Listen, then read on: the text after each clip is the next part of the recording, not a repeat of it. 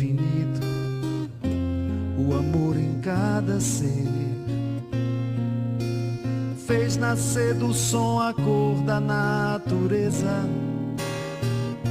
Deus criou tanta beleza e do sopro faz viver.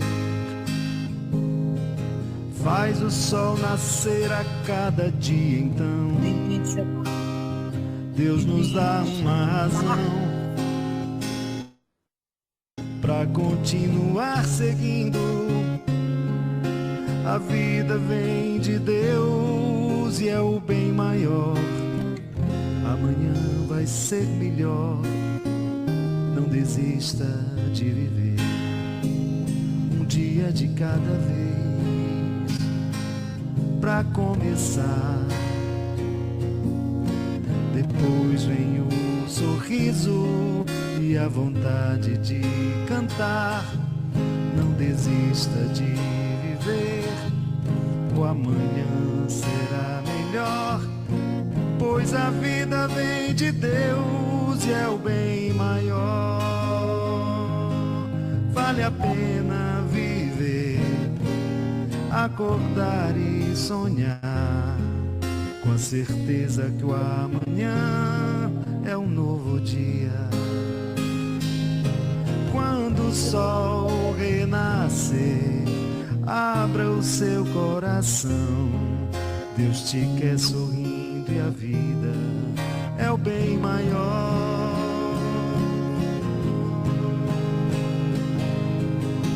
Vale a pena viver, acordar e sonhar, com a certeza que o amanhã é um novo dia. Quando o sol renascer, abra o seu coração. Deus te quer sorrindo e a vida é o bem maior.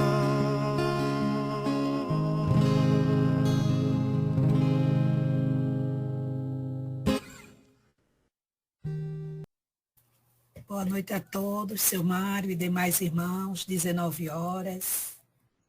Estamos iniciando, mais um estudo. Seu Mário com a palavra. Mário com a palavra. Boa noite a todos, que a bênção dos céus recaia sobre os nossos dias e que Jesus nos abençoe e nos proteja sempre de conformidade com os nossos merecimentos. Estamos iniciando mais uma reunião, mais um banquete espiritual maravilhoso.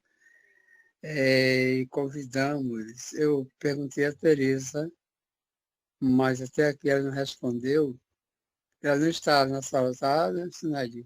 Não, Tereza estava cirurgiada, né? Não sei se ela ia entrar. Da visão, por sinal.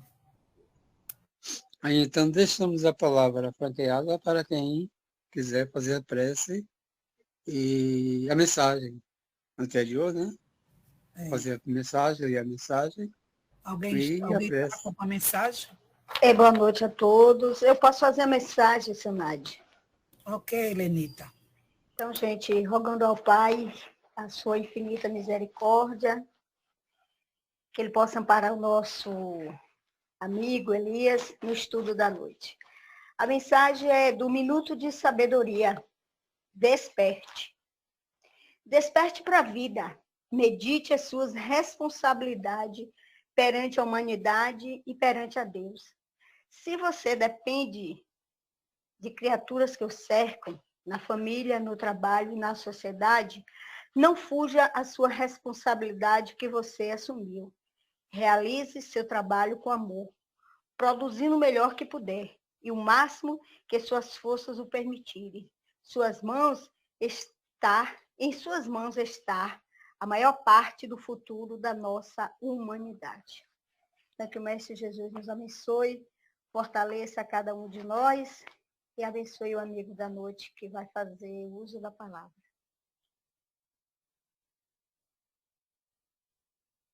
Que assim seja.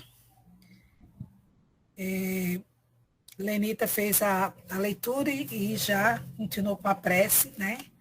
Então, hoje estamos recebendo não é, na nossa casa, né? Porque estamos unidos aqui em pensamentos, não é? Recebendo Elias Machado. Ele é um trabalhador dedicado, né, da Seara do Cristo, integrante da Associação Espírita Emissários de Jesus e da Fraternidade Espírita Eurípides Bassanufo, em Recife, Pernambuco. É um gaúcho, mas, como estávamos conversando há pouco, ele é do mundo, não é? Onde possa servir, levar a palavra, edificar o trabalho de Jesus, Elias estará, não é? Hoje ele vai estar trabalhando conosco mais um capítulo do livro Voltei, não é? Que é o título A Chegada, é o capítulo 8. Com você, Elias, passamos a palavra, né? Fica à vontade e votos de um bom trabalho. Boa noite a todos, senhores e senhoras, encarnados e desencarnados. Com muita alegria eu chego a esse grupo, né, pela primeira vez.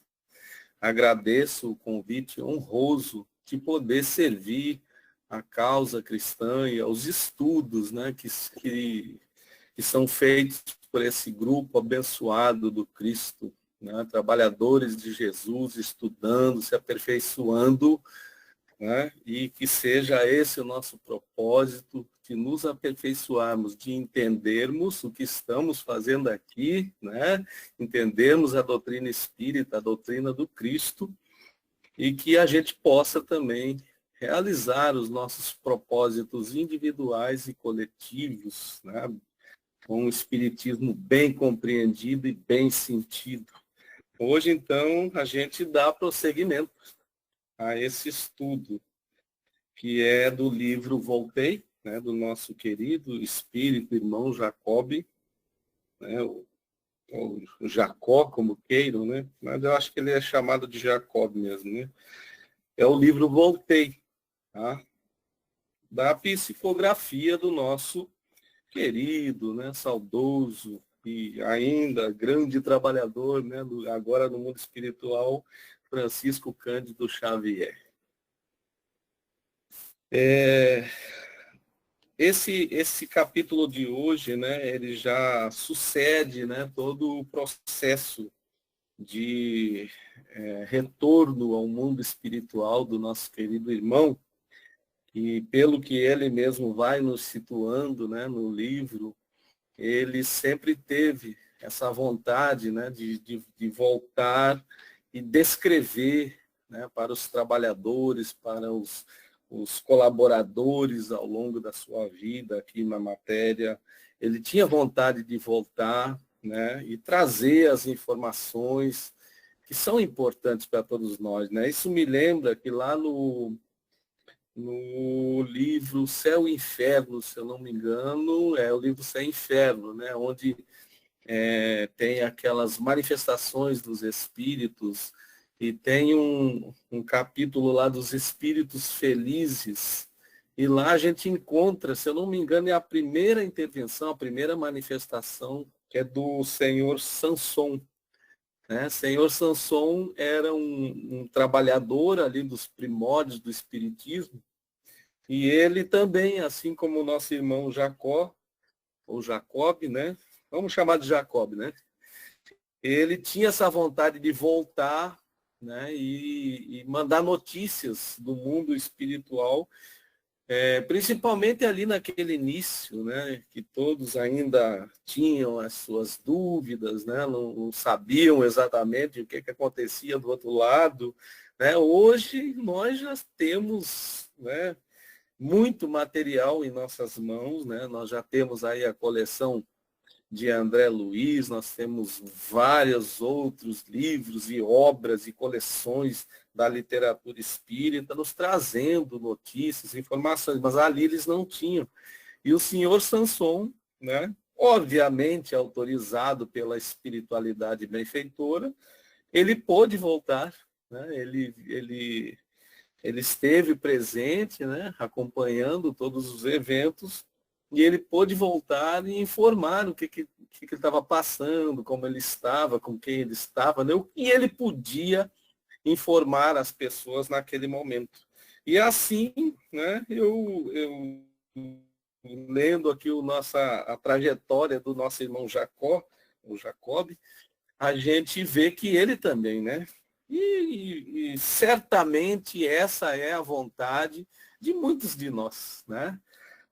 De poder fazer um contato, né, na primeira oportunidade que se apresente e trazer as notícias para aqueles que ficam, né? Não é por dúvida, mas é por vontade de ajudar, né, aqueles que estão na retaguarda, que permanecem na experiência material. Tá?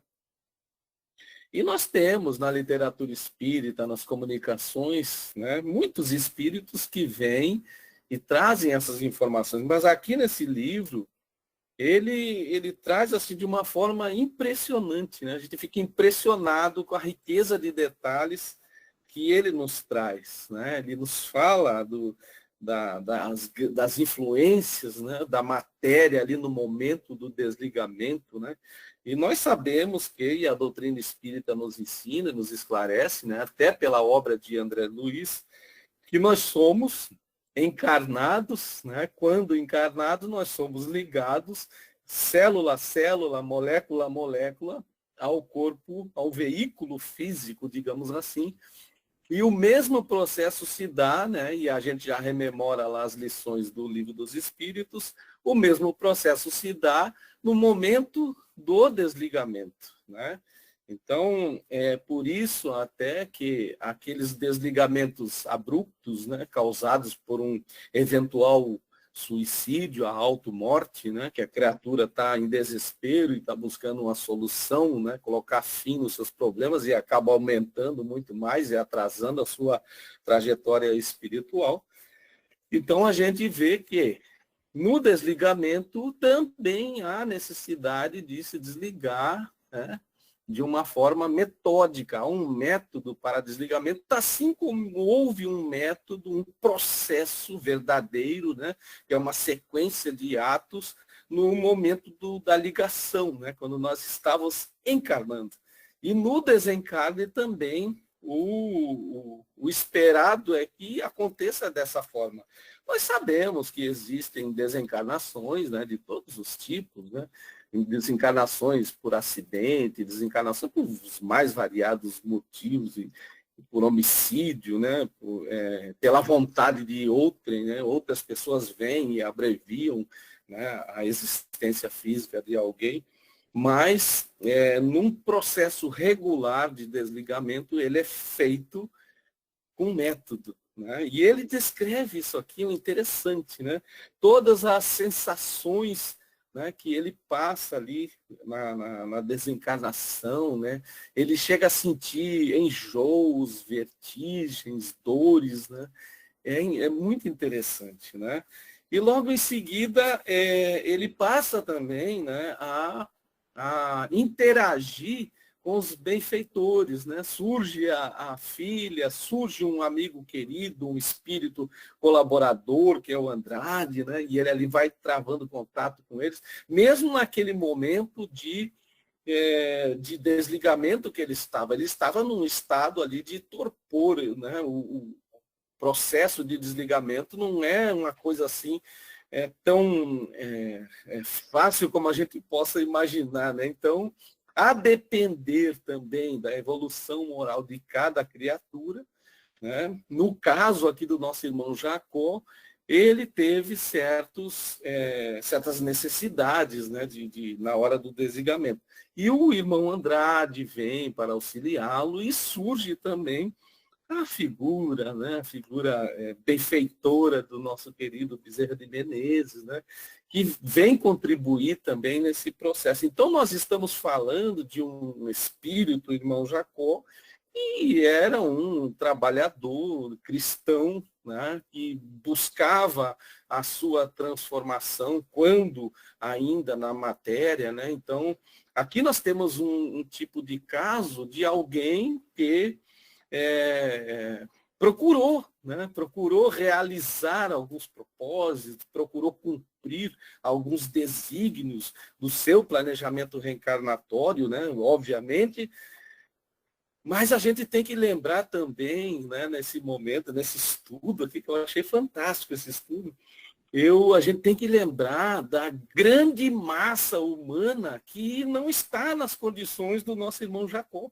Né? E digamos que seja a grande maioria da humanidade que não está nesse patamar do nosso irmão Jacó. Né? Ele traz para a gente uma desencarnação, um processo de desencarnação regular e esperado de um espírito que vem de uma existência onde ele procurou aproveitar bem as suas oportunidades, não é verdade? Mas nós temos que lembrar, porque o grande objetivo dessa notícia do irmão Jacó certamente é esse, é de trazer para nós, né, que estamos na retaguarda ainda, né, quebrando a cabeça com os propósitos, ainda com muita preguiça de fazer as coisas, né, de realizar nossos objetivos, e ainda muito mergulhados no sentimento do egoísmo, do egocentrismo, né? A gente vive no emaranhado de sentimentos perturbadores, né? Então, essas notícias aqui, além de ser para aqueles que ombreavam com ele, né, lado a lado na causa, mas é também para atingir o grande público, né, no qual eu me insiro. Né? Então, nós que estamos aqui, né, quebrando a cabeça, quantos milênios, nós nem imaginamos quantos milênios estamos aqui, quebrando a cabeça, perdendo tempo, né, e nos acomodando, né, digamos, na ilusão, né, na ilusão que nos proporciona os sentidos materiais, né, do corpo físico. E ele, então, nos traz e passa por todo um processo. Né? Ele recebe ali aqueles auxílios, logo em seguida, né, ele é levado para um ambiente natural, né, que seja mais propício para realizar ali aquelas necessidades da desencarnação. E logo depois ele é conduzido ao ambiente do próprio velório, do próprio enterro. Né? Isso aí é impressionante. Né? Isso a gente não tem nem em André Luiz, né? A gente não tem essas informações. Né? A gente tem outras obras, mas é muito interessante, porque era um trabalhador do Cristo. Né? E a gente imagina, né, que seus amigos, as pessoas próximas, os familiares, os parentes desta entidade, né, desta criatura de Deus, estariam em melhores condições ali naquele momento de passagem, né, numa atitude de respeito, numa atitude de equilíbrio, de harmonia, que seria o esperado, mas a gente vê que não é bem assim, né, porque quando ele chega ainda, né, e também ainda ligado, né, ao veículo físico, ele sente, né, como que um impedimento de penetrar naquele ambiente, e os companheiros falam com ele, não, tenha calma, né, não tenha pressa. Ele não podia se expor, né, àqueles sentimentos contraditórios, sentimentos deletérios, né, e ele tem contato com o que as pessoas estão pensando, os conflitos sentimentais que estão ocorrendo ali naquele momento da despedida, digamos assim. Né? Vê que interessante. Né? A gente frequenta, né, velórios. Eu até nessa semana, acho que foi na segunda-feira passada, dia 1º de setembro, acho que foi no dia 1º, do dia 31 para o dia 1º de setembro, aqui em Recife, houve um triplo homicídio, né, que foi uma discussão, até perto do que da minha casa, houve uma discussão entre pessoas que estavam num bar ali, aqueles bate-boca de cachaça e tal, de repente o filho vai chamar o pai que estava dormindo, o pai já vem armado, o que estava no bar estava armado também, aí você já imagina. Foi um tiroteio de faroeste e que uma das pessoas, né, que veio a óbito levou 5 tiros, outro levou 3, outro levou 3, e um quarto levou 3 e sobreviveu, que foi exatamente o filho que foi chamar o pai para morrer naquele momento ali no bar. Foi um tiroteio terrível. E só que eram pessoas conhecidas, eles eram amigos, né? E eram pessoas conhecidas aqui no bairro onde eu moro, no Engenho do Meio. E como eu estava passando perto lá do cemitério, onde estava ocorrendo o velório, eu adentrei, né, para prestar uma homenagem ali a pessoas que eu conhecia, né, assim, de vista, não eram amigos e tal, mas eu achei por bem prestar uma homenagem ali, né, fazer uma oração ali nas proximidades. E o que eu encontrei, gente? Encontrei um cemitério lotado. E entre as pessoas, né, eu sou muito observador, entre as pessoas, o que eu observei? Observei comentários acerca dos que estavam ali sendo velados, comentários os mais depreciativos. Né? As pessoas que se diziam amigos e tal, né, vamos falar um português, né, na gíria mesmo, metendo o pau naqueles que estavam ali mortos, né, os corpos que estavam ali, os espíritos naquela perturbação do retorno. E imaginemos nós espíritas, né, o ambiente que estava ali, né, e o quanto aquelas entidades desencarnadas estavam recebendo. Né, quanto eles estavam recebendo daqueles sentimentos contraditórios e deletérios. Né? E isso ocorre muito, a gente tem observado, a gente observa, né, velórios que às vezes as pessoas saem e vão às tapas, às vias de fato, uma coisa terrível. Né? A gente vê, e não tem classe social isso. Né? O interessante é que não há classe social, em todas as classes acontece esse tipo de coisa. Né? No momento que deveríamos guardar, pelo menos, né, um pouco de respeito. Né? Eu não sou, né, eu sou menos jovem, né, do que acho que muitos aqui. E lá na minha educação, no tempo que eu fui educado, né, eu ouvi a minha avó falando isso. Não se fala dos mortos. Né? Quer pensar nos mortos? Faça uma oração. Minha avó era católica. Uma mulher semi-analfabeta. Né? Uma mulher mal assinava o nome, né, católica, daquelas católicas de frequentar mesmo a igreja, e ela era... aqui no Nordeste se chama de benzedeira, né? Rezadeira, né? E lá no Rio Grande do Sul se chamava de benzedeira. Ela era benzedeira. Era uma médium de cura, e eu vi aquela mulher operar prodígios que, se eu falar aqui, vocês vão dizer que é mentira. Né? Eu vi coisas impressionantes. Né? E ela tinha essas coisas, né? Essas tiradas assim de sabedoria, e ela sempre falava, ela gostava de lembrar disso. Não se desrespeita aquele que morreu, aquele que partiu, a gente deve guardar respeito pela memória, né? Fosse o bandido que fosse. Ela falava exatamente a mesma coisa, né? É uma sabedoria daquele espírito que trazia justamente ali para nos educar, né? Era um espírito que estava nos educando, né? E eu não esqueço essas coisas. E quando eu vejo esse tipo de situação, e eu vi aqui no relato, na narrativa do nosso irmão Jacó, que acontecia isso também ali no momento da despedida dele. Ora, né, eu imagino que estava ali no velório dele, né, ele era um trabalhador cristão, eu imagino que ali não estavam Elias Machado como eu ali, né, estavam pessoas, né, muito mais envolvidas na causa cristã, né, trabalhadores. Poxa, e mesmo assim havia esses pensamentos, esses sentimentos, né? Então, são coisas que ele nos traz, né? Ele, um trabalhador, ele, um cristão, né? Ele nos traz para a gente aprender, para a gente refletir sobre isso, né?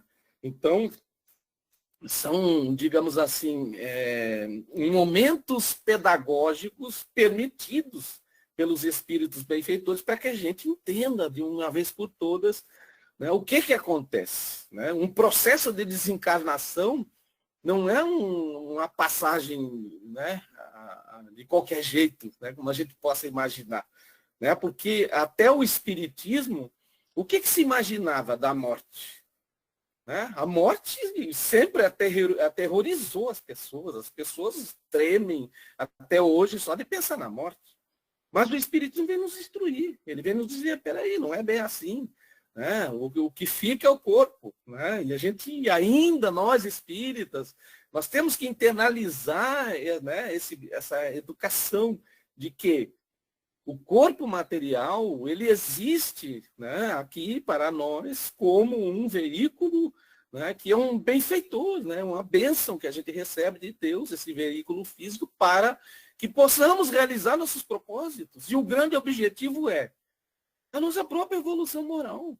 Né, e aproveitar da melhor forma possível essa evolução moral, para que a partir de mim eu consiga, né, influenciar o mundo ao meu redor, né, com as minhas atitudes, com o meu aprendizado, né, com aquilo que eu faço, com as minhas ações no bem.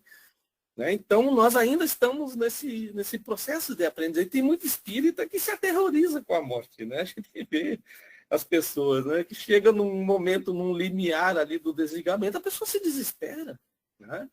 É óbvio que a pessoa, diante do desconhecido, ela entre, e também tem o fator, né, o fator sentimental. Né? Então, a gente não quer se separar do grupo de entes queridos que a gente vem cativando e cultivando há muitos anos. Na verdade, a gente cria um grupo familiar, né, e, né, não é exigível que eu me afaste deles e fique tudo numa boa, né? Não é assim. Né? Há um processo de luto que é necessário, e o desligamento também não se dá apenas, né, na parte espiritual, perispiritual e material. O desligamento também é moral. Né? Então a gente vai se afastar. E aqui, nesse capítulo, então, né, depois que eles passam, né, pelo processo do desligamento, onde ele relata, né, que sofreu um tremor no corpo e, de repente, ele começou a sentir uma leveza. Né? Veja que interessante, né? Esses detalhes são importantíssimos. Ele sente uma leveza naquele momento, um momento que ele já estava desligado do veículo físico. Né? E não é autorizado a comparecer lá no cemitério, né, e entrar e presenciar o enterro, aquela coisa toda, o sepultamento, né, digamos assim. Ele não é, mas ele vem, então, ele é reconduzido para um local de reunião onde estariam reunidos espíritos, né, desencarnantes nas mesmas condições dele.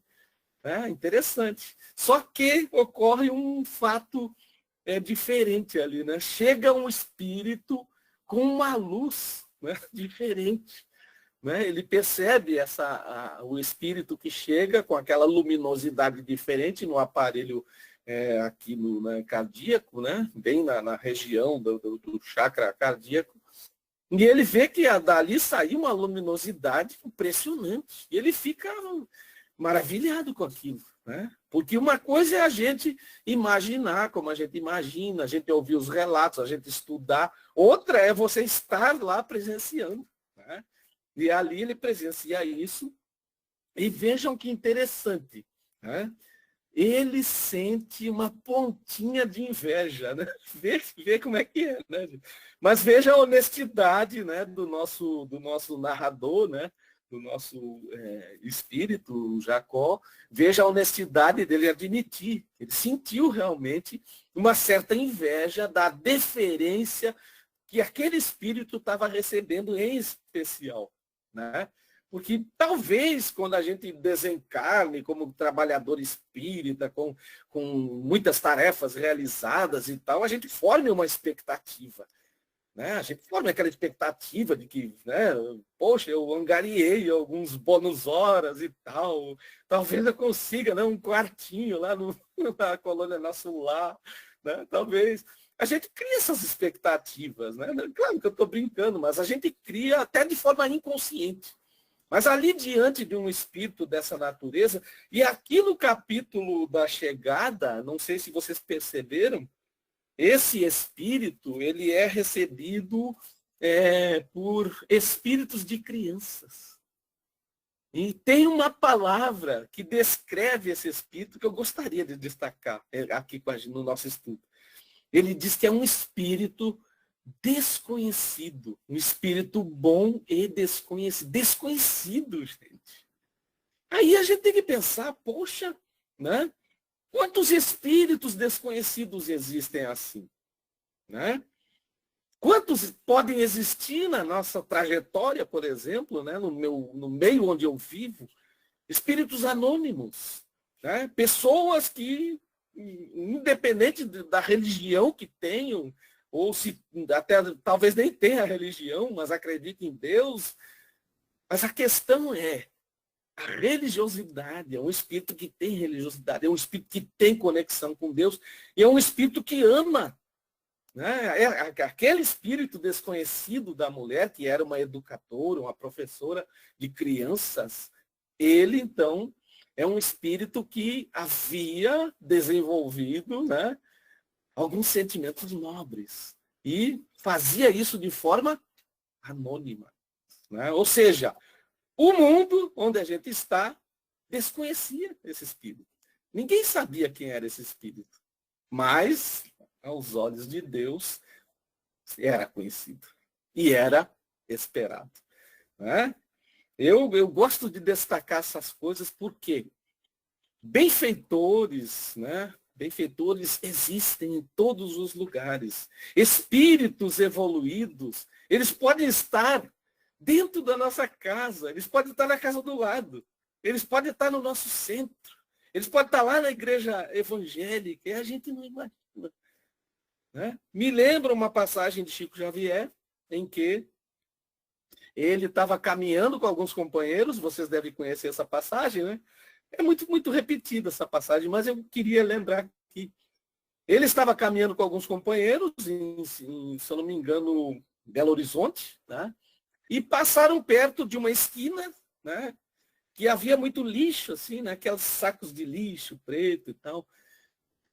E, de repente, eles estavam numa calçada, o lixo estava na calçada do outro lado da rua, e, de repente, Chico Xavier para e olha um homem que estava catando lixo. Era um catador de lixo. Estava lá pegando, né, as suas garrafinhas PET lá no saco de lixo, aquela coisa. Ou talvez, né, buscando alimentação, né, porque, né, infelizmente, a gente está num mundo onde isso ainda acontece e em profusão. Né? Isso é uma vergonha para a gente. Mas aconteceu ali e todo mundo parou, de repente, e Chico pediu que eles ficassem ali, né, aguardassem. Ele atravessou a rua e foi lá no homem. E todos imaginando, poxa, como Chico bondoso, né? Ele foi lá dar um abraço naquela pobre criatura, né? Deve estar numa dificuldade, né? Aquela encarnação ali, a encarnação de expiação, né? De provação, de expiação terrível. As pessoas aqui pensando, né? E ele vai lá e abraça o homem, conversa com o homem e tal. E de repente ele se despede do homem com um abraço, né? Caloroso e volta. Né? Qual a primeira atitude das pessoas, né? Assim como eu, né? Porque as pessoas curiosas, né? Quer saber quem é aquela criatura. E ele fala que era um espírito elevado. Era um espírito elevado que estava vivenciando aquela vida de dificuldades, né? Porque havia ainda algum quadrante da experiência humana que ele precisava experimentar para poder se libertar do ciclo reencarnatório aqui no mundo de provas e expiações. Vê que interessante, era um espírito superior. E ele reconheceu aquele espírito. E vem e fala para as pessoas ficarem estupefatas. Poxa, como assim? Um catador de lixo? Né? Aqui em Recife tem um caso, né? Porque essas coisas acontecem porque a gente julga, né? Aqui em Recife tem um caso, que eu queria lembrar também, para falar de espíritos anônimos, tem um caso de Divaldo Pereira Franco. Divaldo veio aqui no Foresp, né, que tinha antigamente, e ele realizava ali uma palestra, duas, né? Então, no inteirinho de um trabalho desse, ele foi almoçar em um restaurante de Olinda, né? Que é o centro de convenções aqui, fica em Olinda, e os colaboradores levaram Divaldo ali a um restaurante próximo ali de Olinda. E quando eles estavam adentrando no restaurante, havia um cadeirante na porta do restaurante, né? E eram aqueles cadeirantes que ele tinha os braços retorcidos, as pernas retorcidas. É tipo uma pessoa que só mexia a cabeça, né? E quando eles estavam adentrando, o Divaldo olhou aquela pessoa, né? O cadeirante olhou para Divaldo, sorriu, né? E eles entraram. Quando entraram, um companheiro de Divaldo disse: poxa, Divaldo, esse irmão aí, hein? Que dificuldade para vir numa situação dessa, né? Deve, né? Imagina as dívidas, né? Que essa pessoa tem. E Divaldo, então, ali secundado por um espírito, eu não lembro se era Joana de Anjos, não sei qual espírito estava com ele no momento, que já passou para ele a situação. E ele disse: meu irmão, esse irmão aí, ele não está nessa condição atual, nessa condição física de cadeirante, né? Ele não está nessa situação para pagar dívida nenhuma. Ele está nessa situação por amor. Aí o cara ficou sem entender. Por amor? Como assim? Aí ele explicou. Ele disse: olha, ele pertence a uma família, tá, que vem se digladiando há séculos. Uma família que nunca se entende. Eles vêm, se digladiam, se destroem, não sei o quê, vai embora, volta de novo a experiência e se digladia de novo. Então, ele veio nessa forma para que, estando nessa condição, a família se reunisse em torno das necessidades dele, né? E assim pudesse iniciar um entendimento nessa família. E ele completou e disse: isso está acontecendo. Então, meu irmão, ele está nessa condição por amor aos seus irmãos encarnados. Vê que interessante, né? A gente costuma julgar, né? A gente às vezes não valoriza tanto assim pessoas e situações, mas não julguemos, né? Ninguém sabe a situação de ninguém. Ninguém sabe o que passa na cabeça do outro, né? Assim como a gente não sabe o que vai acontecer daqui a 5 minutos, se a gente vai desencarnar ou não, né? A gente também não sabe o que se passa na mente dos outros, né? Muito menos ainda os planejamentos reencarnatórios de cada um, né? Então aqui nós tínhamos um espírito anônimo que foi recebido aqui nessa chegada por pássaros, né? Que o irmão Jacó nos fala que eram pássaros belíssimos, né? Ele já tinha notícia desses pássaros nas obras, na literatura espírita. E o seu companheiro ali, que era o Andrade, né? O Andrade fala para ele: não são pássaros, são crianças. E ali veio uma criança daquelas, havia sido filha daquela mulher, daquela benfeitora, outros que tinham muita gratidão. Então eles vieram saudá-la e conduzi-la para a sua chegada, né? Ele começa dizendo aqui nesse capítulo, vê que interessante, ó. Algo que nós precisamos parar para pensar, né? Veja a pergunta dele. Digamos que seja um ensaio que ele faz aqui, filosófico, né? Numa pergunta. Ele diz assim, ó: o que seria da existência humana se todos os homens guardassem consigo a certeza de que vivem rodeados pela nuvem de testemunhas espirituais? O que seria da existência humana se todo mundo soubesse disso? Né? Muita gente não faria muita coisa que faz. Muita coisa errada. Não é verdade? Por quê? O que é que acontece? O que é que a gente observa no mundo? Né? Isso aqui tem um alerta na questão 459 do Livro dos Espíritos. Tem um alerta numa das cartas de Paulo aos Efésios. Né? Ele fala sobre isso. Mas e nós espíritas que já sabemos disso? Né? A gente tem que se perguntar sobre isso. Eu penso dessa forma. Que onde eu estou cercado. Né? Que eu tenho testemunhas vendo o que eu estou fazendo. Né? É como se a gente estivesse despido diante de uma plateia. Os meus pensamentos mais secretos, eles estão sendo examinados. Quando é que nós espíritas, pelo menos, né, vamos falar de nós, né? Quando que nós vamos começar a pensar dessa forma? Essa pergunta aqui é para nós, em primeiro lugar. As notícias que ele traz aqui são para os espíritas, em primeiro lugar. Como agiria a criatura na vida doméstica e no círculo social se estivesse convencida de que amigos e afeiçoados a esperam em outro lar? Aqui já fala da família verdadeira. Aqui fala da dimensão da verdadeira família, dos verdadeiros laços de família, que constitui não a família biológica, mas a grande família espiritual, que pode estar encarnada ou desencarnada. Aqui a gente tem que lembrar do nosso protetor espiritual. Cada um tem o seu, gente. Por que a gente se desespera tanto quando está no fundo do poço, achando que está sozinho? Né? Veja como muda o enfoque quando a gente começa a entender dessa forma. Né? Ele traz esse questionamento para a gente refletir, para a gente debater, para a gente estudar, para a gente se aprofundar e começar a mudar nosso pensamento. Tudo começa no pensamento. Eu posso ser um trabalhador espírita a vida inteira, mas e o meu pensamento como é que anda? Eu sou um trabalhador espírita no pensamento ou apenas na aparência? Eu também destaco algo que ele falou no primeiro capítulo, que ele diz, né, pobres criaturas encarnadas, né, achando que os trabalhos que realizam são suficientes para lhe garantir uma posição, né, vantajosa no mundo espiritual.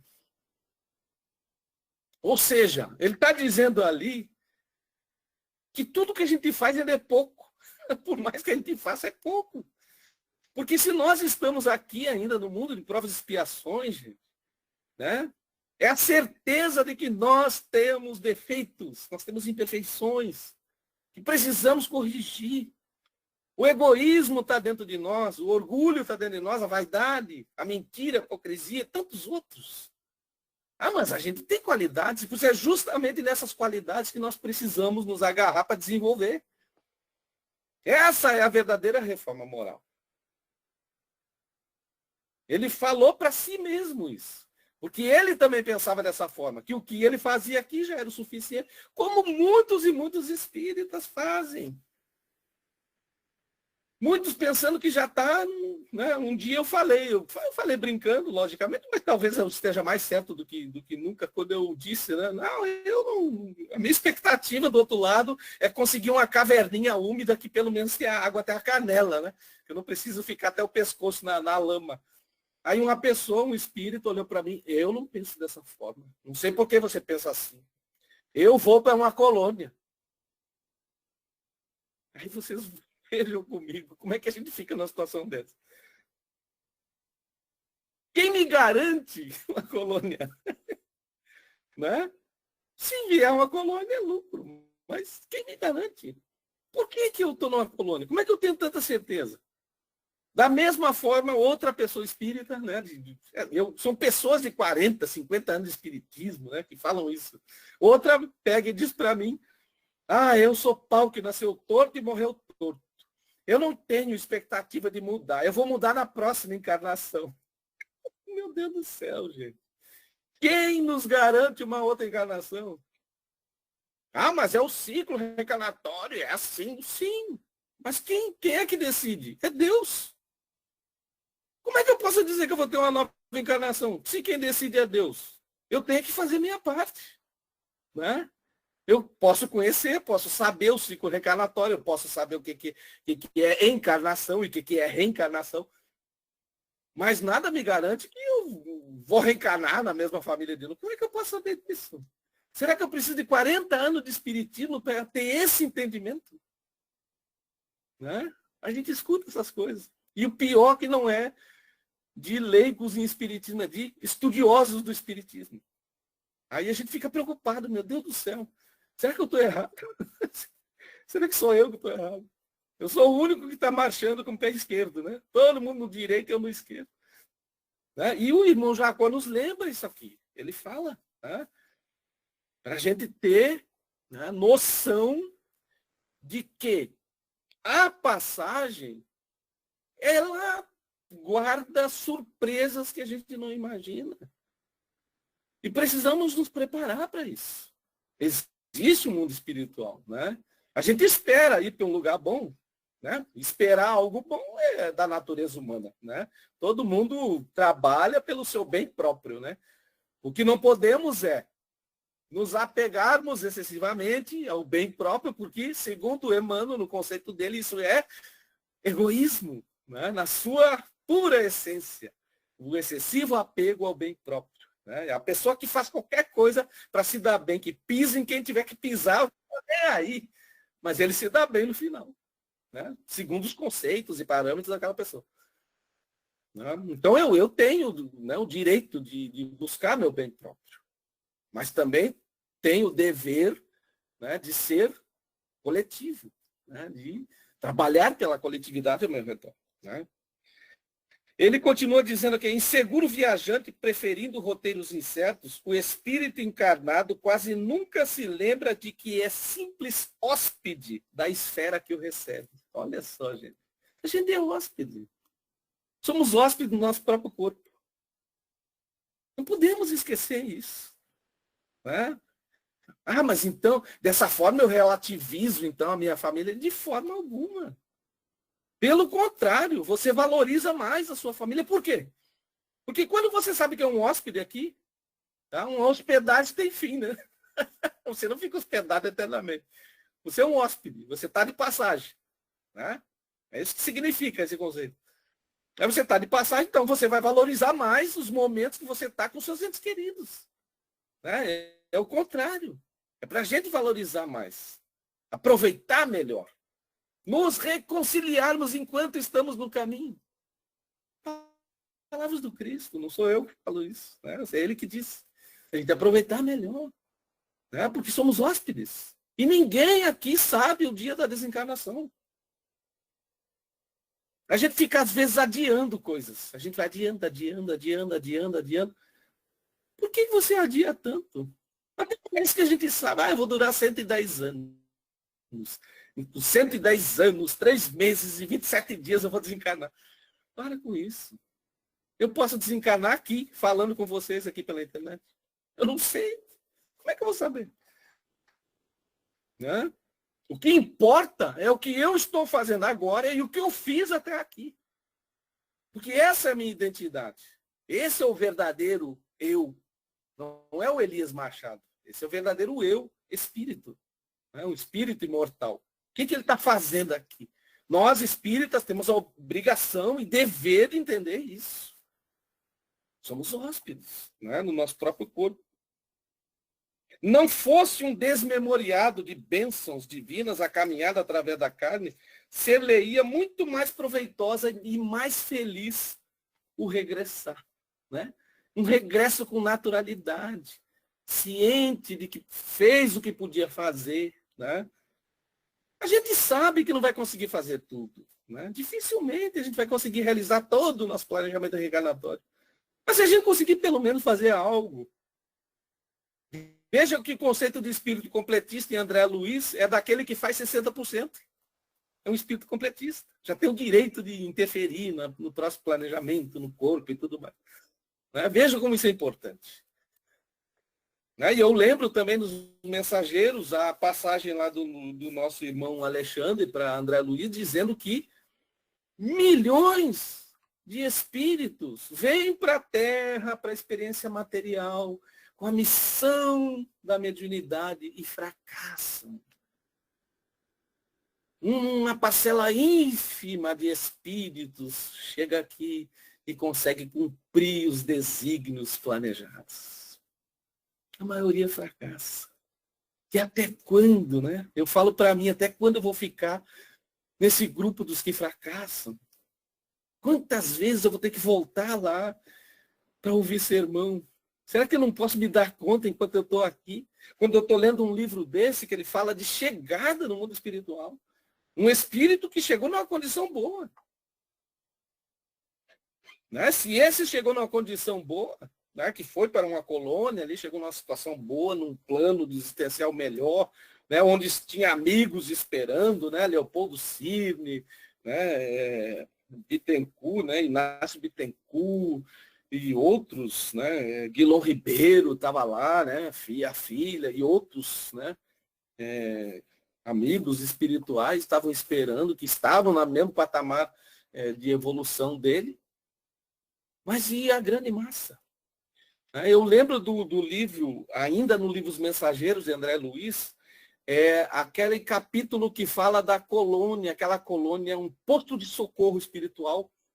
Eu não recordo o nome, gente, está fugindo o nome. Que ele fica ali na zona umbralina mesmo. Inclusive, esse posto parece um quartel, ele tem muro, ele tem cerca elétrica, tem um monte de coisa.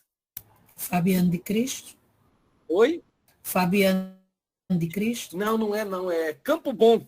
Pronto, a sua palavra me ajudou. É a colônia Campo Bom, Campo Bom. E ali, o que acontece? O que eu queria destacar? André Luiz entra, aí conhece a colônia, o que eles fazem, aquela coisa toda, escuta o relato de um, de outro. Mas ele vai lá nas dependências da colônia e descobre que tem uns galpões lá, né? Uns pavilhões enormes, onde tem espíritos dormindo, todos deitados em decúbito ventral, né? De barriga para cima, deitado numas macas ali, e os benfeitores, né, administrando passes, né, cuidando, alguns lendo a tela mental daqueles espíritos. Aí ele fica chocado, poxa, mas esses espíritos estão dormindo aqui. Eram espíritos, né, espíritos que já puderam ser resgatados, vê que interessante. E eram espíritos de pessoas que não cultivaram nenhuma religiosidade, que deram bola para prece, para oração, para Deus, para nada, enquanto estavam aqui. Aqueles que não estão nem aí, que querem viver a vida, né? Como a gente escuta. E estava lá aquela infinidade de espíritos. Parece que tinha 1.900 e não sei quantos espíritos ali sendo tratados numa das colônias. Num posto de serviço avançado. E eles então dizem que uma grande gama, a maioria, uma porção enorme de espíritos desencarnam naquelas condições. Vejam, gente. Aqui a gente está vendo uma condição ideal, né?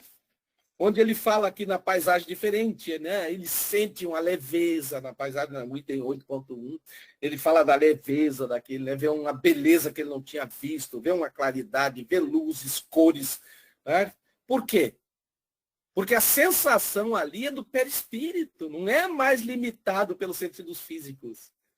Né? Ali o espírito, que enxerga por todos os lados, estava sentindo o que estava acontecendo. E olha que ele ainda não estava, né, bem habituado ao local. Né?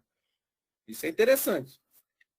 E ele percebe, né? Porque ele havia passado ali naquela região de sombras, onde haviam espíritos sofredores, né? Os espíritos indignados com aqueles espíritos que estavam entrando ali na ponte de luz, naquele acesso, né? E ainda podiam interferir nos pensamentos daqueles que estavam entrando. Eles tiveram um cuidado extremo. Bezerra de Menezes ficou preocupado com o que poderia acontecer.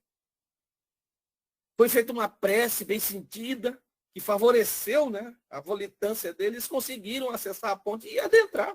Porque senão, alguém poderia ter ficado ali. Ter sobrado como um navio numa tempestade e pronto. Naufraga já fica por ali mesmo. Né? E ele fala também do reencontro emocionante, né? Ele fala aqui na paisagem diferente, ele lembra a filha, né? Que fizera no mundo para merecer o devotamento dos amigos e as ternuras da minha filha. Nós temos pessoas nos aguardando, gente. A gente não tem família só desse lado, a gente tem família do outro lado também. A gente tem que entender isso. A gente tem que compreender isso de uma vez por todas. Né? Claro que a gente vai sentir saudade, é lógico que a gente vai sentir angústia, é lógico que a gente vai ter um sofrimento associado à desencarnação, vai ter um momento de pequeno desespero ali e tal, mesmo sabendo disso tudo, mesmo tendo trabalhado a vida inteira numa mesa mediúnica. Mas a gente já tem que começar desde agora, antes da nossa desencarnação, a cultivar esse entendimento. Somos espíritos imortais. Né? Do outro lado é o mundo maior. Aqui é a escola. Do outro lado é o mundo maior, aonde nós pertencemos, né? De onde nós viemos. Mas estamos aqui. Nós que estamos aqui no estudo, encarnados, né? Os desencarnados não, mas os encarnados, nós estamos aqui na experiência. Nós estamos na oportunidade.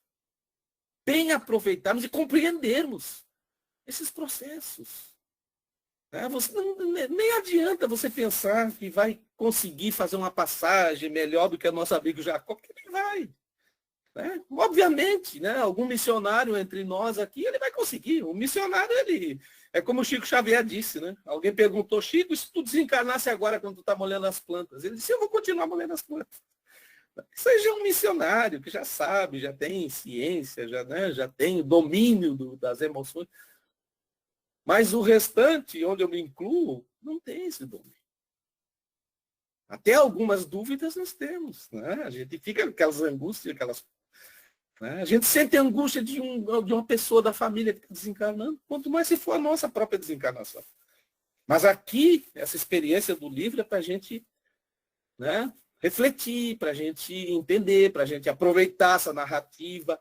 Porque quando estiver acontecendo conosco, a gente lembrar. Porque todo conhecimento a gente leva, né, gente? Aí teve um reencontro emocionante dele com aqueles irmãos, né?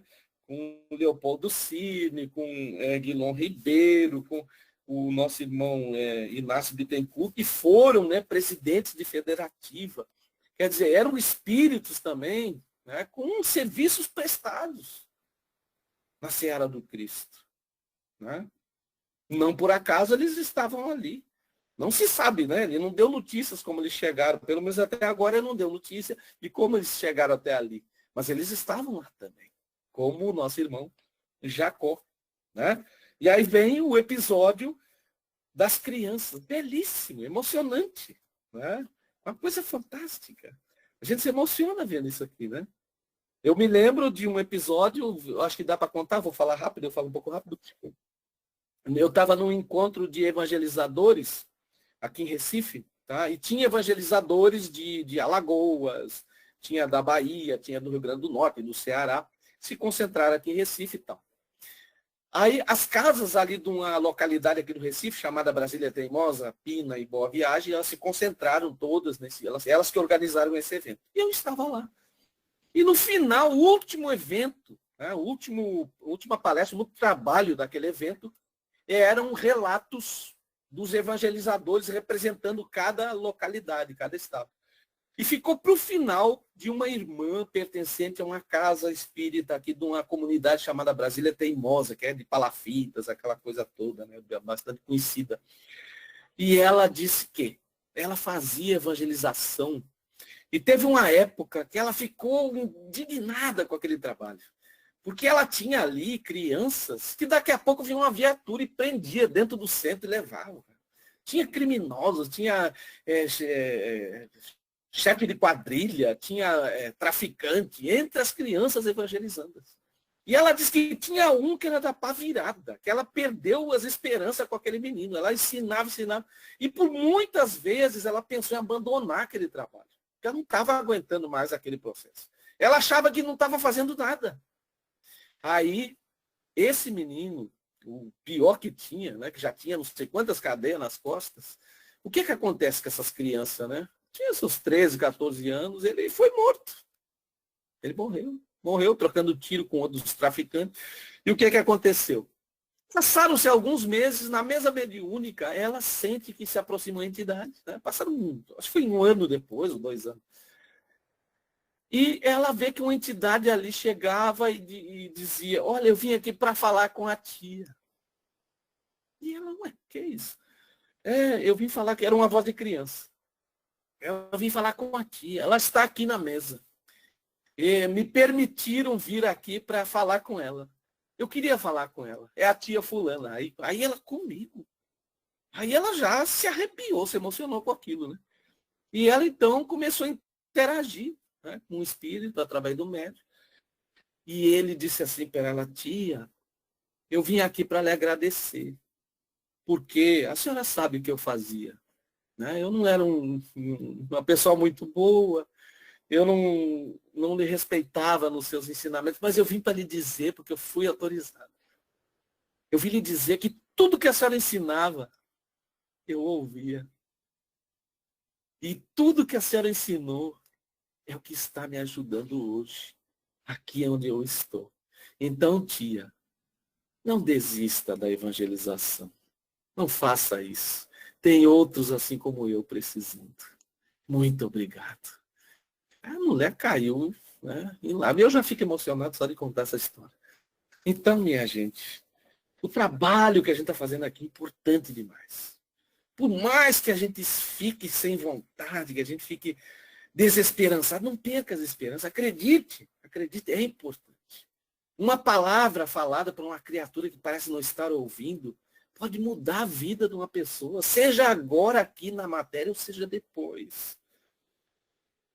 Pode significar a diferença na vida de alguém encarnado ou desencarnado. E eu acredito que as informações trazidas aqui pelo nosso irmão, nesse capítulo aqui ele fala de uma chegada, fala de repouso, fala do impacto que ele sofreu, né? De propósito, eu procurei não ler o texto, para que a gente leia, né?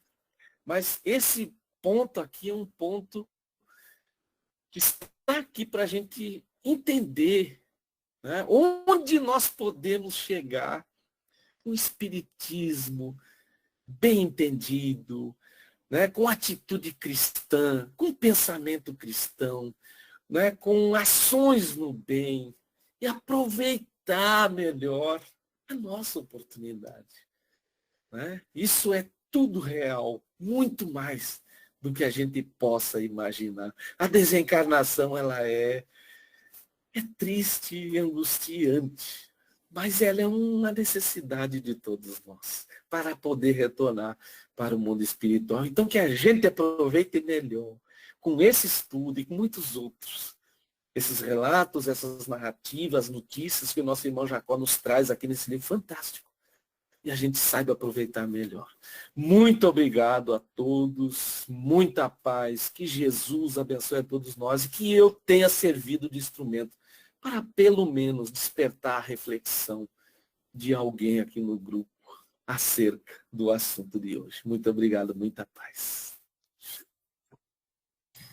Assim seja. Que maravilha, né? Eu estou fascinada por esse livro, né? Preciso ler, só estou conhecendo nesses momentos que vocês estão trazendo essa riqueza, né? Mas cada capítulo você pensa que não vai ter um que supere, não é? Com essas verdades, com nos acordar, né? Alberto tinha colocado uma pergunta, se quiser ainda colocar, Alberto, fica à vontade, outro irmão também. Eu nem vi a pergunta do meu irmão. Eu sou feito homem da cobra, eu falo demais. Boa noite a todos. Boa noite, Elias. Como é que você está, meu amigo? Boa noite, meu querido. Como é bom ver você aqui. Meu nome não está aí, mas é Alberto que está falando. É o seguinte, você no início falou aí sobre os mentores.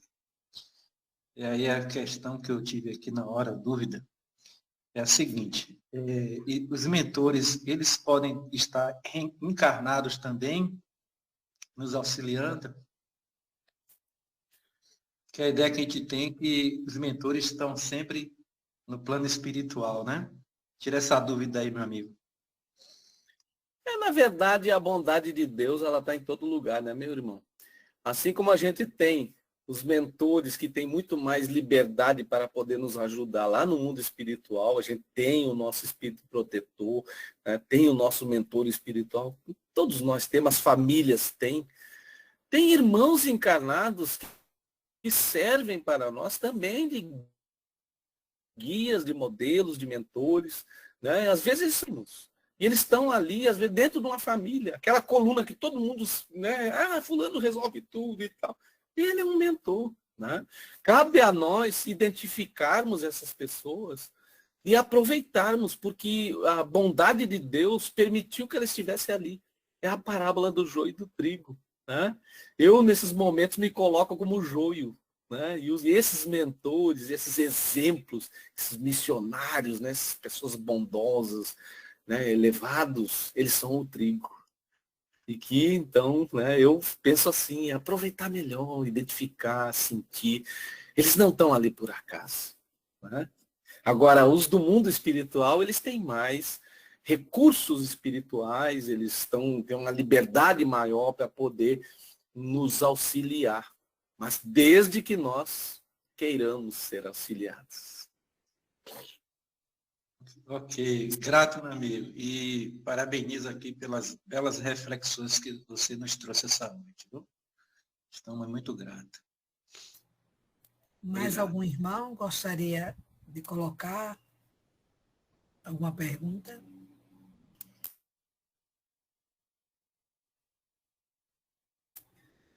Acho que todos satisfeitos, né? E vou passar a palavra para o seu Mário, viu? Para que ele possa concluir os trabalhos da noite.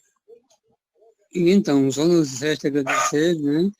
E que tenhamos mais oportunidade de conversarmos mais vezes, de ouvir mais vezes. E no resto, pois, é pedir a uma pessoa que esteja com vontade de fazer a prece. Alguém se classifica? Posso fazer. Não sou. Fique à vontade, viu? Não sou ainda uma espírita, mas sou uma simpatizante. E parabéns ao palestrante, edificante e sabe as palavras. Muita gratidão por você estar aqui essa noite, tá? E trazer esse aprendizado para a gente. Então, eu vou convidar os irmãos para serenar o pensamento, conectar com os espíritos de luz, esses seres anônimos que nos acompanham, agradecendo ao nosso mestre pela vida minha e de cada um aqui presente, pelos desencarnados também que nos acompanham. Agradecemos aos ensinamentos trazidos pelo nosso irmão nesta noite, que a certeza da vida imortal fortaleça a nossa esperança e nos inspire a viver com muito mais amor, confiança, respeito, que a gente não desista nunca, porque somos amparados pela espiritualidade.